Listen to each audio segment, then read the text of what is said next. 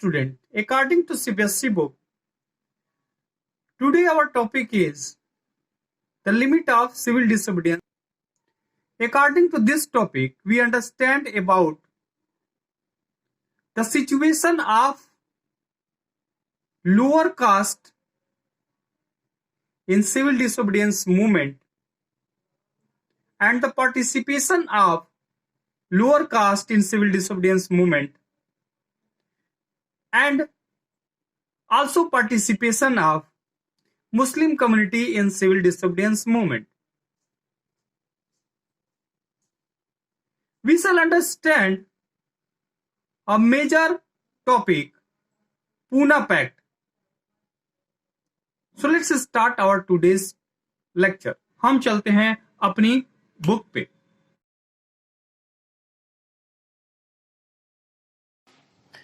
Not all social groups were moved by the abstract concept of Swaraj. One subgroup was the nation's untouchables, who from around the 1930s had begun to call themselves Dalit or oppressed. मतलब ये है कि सारे social group जो है महात्मा गांधी के जो स्वराज का कॉन्सेप्ट था उससे प्रभावित नहीं थे. इसी में से एक ग्रुप था अनटचेबल का, जिसको उस समय हाई कास्ट हिंदू जो है अछूत कहते थे.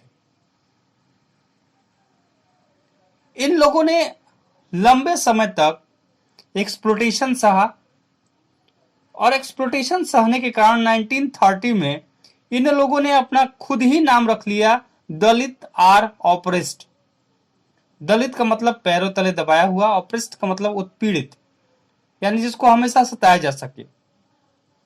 कांग्रेस जो है लंबे समय तक दलितों को इग्नोर करती रही. इसका कारण यह था कि कांग्रेस जो है हाई कास्ट जो हिंदू थे, कंजर्वेटिव हाई कास्ट हिंदू, यानी जो रूढ़िवादी जो हिंदू थे, उनसे डरी हुई थी कि अगर हम इनको लेते हैं तो ये लोग अलग हो जाएंगे.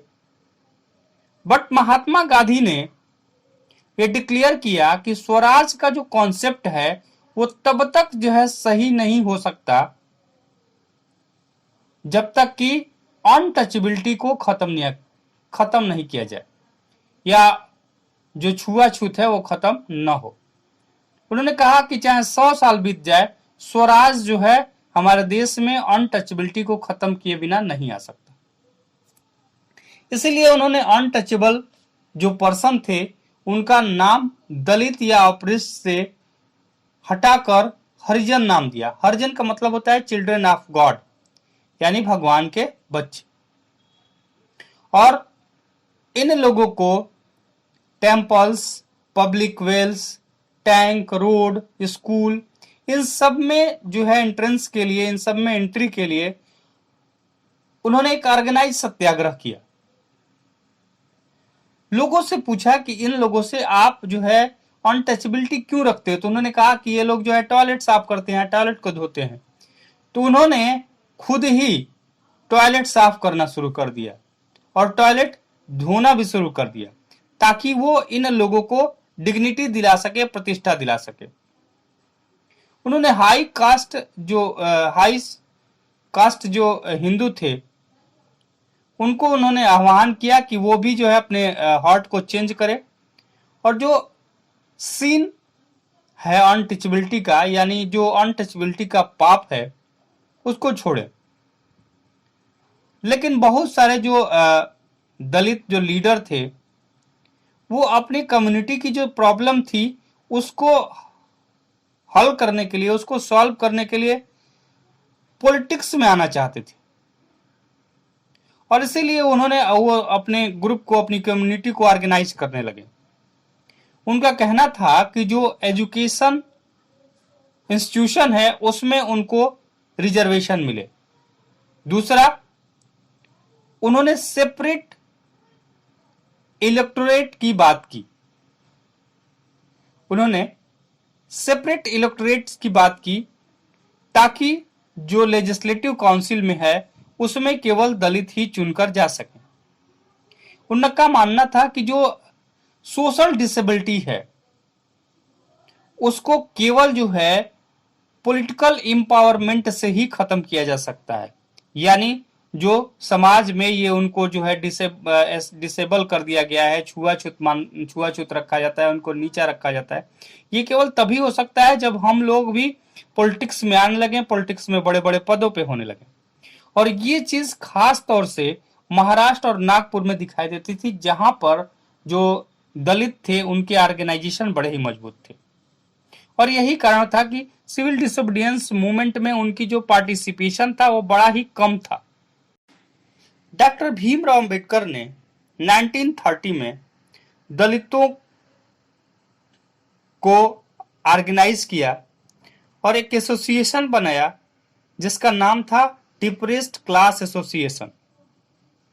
सेकेंड राउंड टेबल कॉन्फ्रेंस जब हुई थी तब वहां पर भीमराव अंबेडकर ने दलितों के लिए एक सेपरेट इलेक्टोरेट की बात की, लेकिन महात्मा गांधी नहीं चाहते थे कि दलितों को सेपरेट इलेक्टोरेट मिले, अलग जो है निर्वाचक क्षेत्र मिले। और इसके लिए महात्मा गांधी जो है और डॉक्टर भीमराव अंबेडकर में बहस हो गई।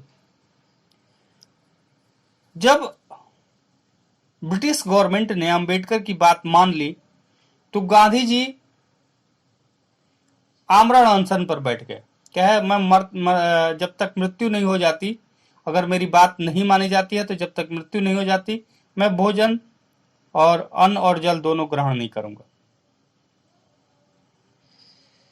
कुछ दिनों तक चला और अंत में जो है आखिरकार डॉक्टर भीमराव अंबेडकर जी ने गांधी जी की राय मान ली और 1932 सितंबर में उन्होंने एक पैक्ट पे हस्ताक्षर कर दिया। इसी को कहते हैं पूना पैक्ट।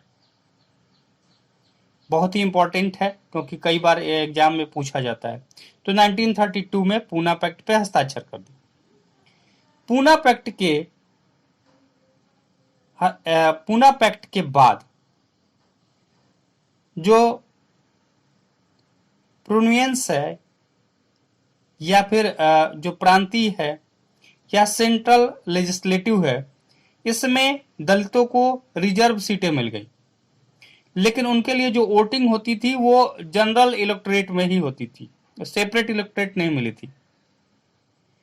फिर भी जो दलित मूवमेंट था वो कांग्रेस के जो लीडरशिप में जो नेशन मूवमेंट होता था उसको डाउट की ही नजर से देखता था और उसमें पूरी तरह कभी नहीं आया। अब हम बात करते हैं मुस्लिम पॉलिटिकल ऑर्गेनाइजेशन की या फिर मुस्लिम कम्युनिटी की। मुस्लिम जो पॉलिटिकल ऑर्गेनाइजेशन थे वो भी सिविल डिसोबीडियंस मूवमेंट में कोई खास जो है उत्साह नहीं दिखाया, क्योंकि नॉन कोऑपरेशन खिलाफत मूवमेंट के शांत पड़ जाने के बाद मुसलमानों का एक बहुत बड़ा जो ग्रुप था वो कांग्रेस से कटा हुआ महसूस करने लगा। इसका कारण यह था कि 1920 के 10th में के मिडिल पार्ट में कांग्रेस जो है हिंदू महासभा जैसे जो हिंदू के धार्मिक राष्ट्रवादी संगठन थे उसके करीब दिखने लगी थी। जैसे जैसे हिंदू और मुसलमानों के बीच के जो संबंध थे वो खराब होते गए, दोनों जो कम्युनिटी थी अपना उग्र जो है धार्मिक जुलूस निकालने लगे और इससे कई शहरों में हिंदू मुस्लिम के जो कम्युनल हिंदू मुस्लिम की जो कम्युनिटी थी उसमें जो है टकराव होने लगे, दंगे होने लगे। और हर दंगे के साथ साथ जो है हर रॉयट, दंगे को रॉयट बोलते हैं, हर रॉयट के साथ साथ जो है इन कम्युनिटीज के बीच में जो फासला है बढ़ता गया। अंग्रेजों ने इस पर बहुत लंबी कार्रवाई इसलिए नहीं की कि इससे उनको फायदा होना था, क्योंकि वो डिवाइड और रूल की पॉलिसी पे चल रहे थे। कांग्रेस और मुस्लिम लीग ने एक बार जो है अलायंस बनने का यानी गठबंधन करने का प्रयास भी किया, 1927 में ऐसा लगा कि दोनों में एकता स्थापित हो जाएगी। सबसे जो इम्पोर्टेंट जो उनके बीच जो झगड़ा था वो इस बात के लिए था कि जो रिप्रेजेंटेशन है फ्यूचर असेंबली में वो कैसा होगा।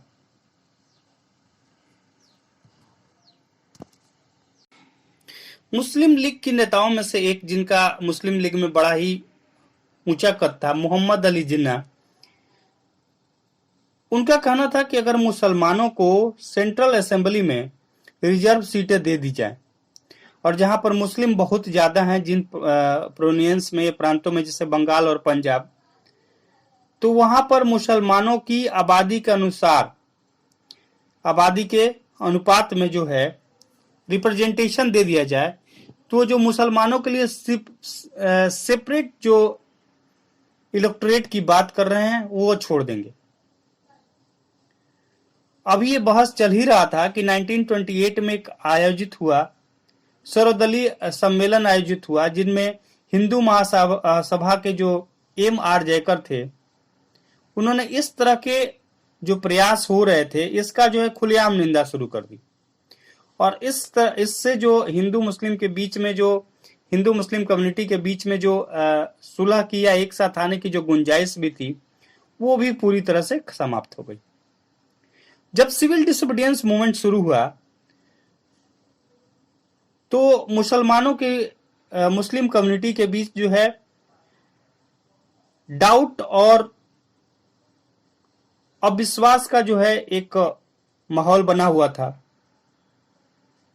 कांग्रेस से जो कटे हुए मुसलमान थे उनका एक बहुत बड़ा हिस्सा जो है इस तरह के यूनाइटेड स्ट्रगल में या इस तरह के किसी मूवमेंट में आने को तैयार नहीं था। बहुत सारे जो मुस्लिम लीडर थे वो मानते थे कि मुसलमानों की जो माइनॉरिटीज है उनको अगर देश आजाद भी हो जाएगा तो उनको जो है हक नहीं मिलेगा।